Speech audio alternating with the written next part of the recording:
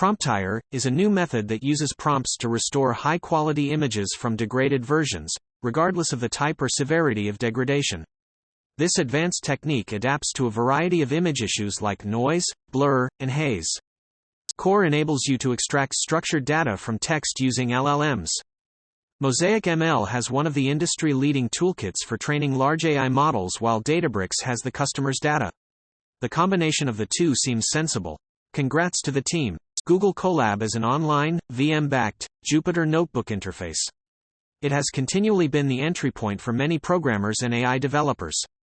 Google is now rolling out its AI coding assistant to Colab for Pro Plus subscribers. Researchers have developed SHGNN, a tool that smartly organizes city maps, accounting for significant variations between different locations.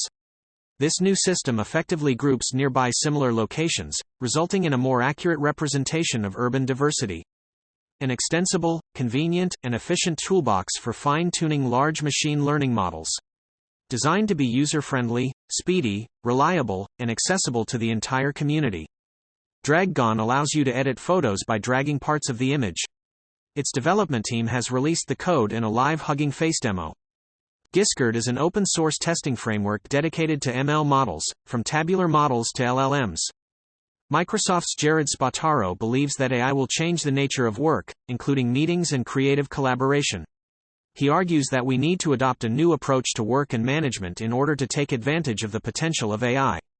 This includes using AI to automate tasks, personalize experiences, and make better decisions. Generative AI models are changing the economy of the web, making it cheaper to generate lower-quality content that is flooding the web. The age-old question around if you should switch to AI from crypto. The real magic would be regulatory clarity for blockchain and AI. That will be the big winner. A survey of AI experts from 2016 on their predictions for the future of the industry. OpenAI plans to market a personalized assistant for work, a move that would seemingly put the buzzy startup in competition with its chief backer, Microsoft.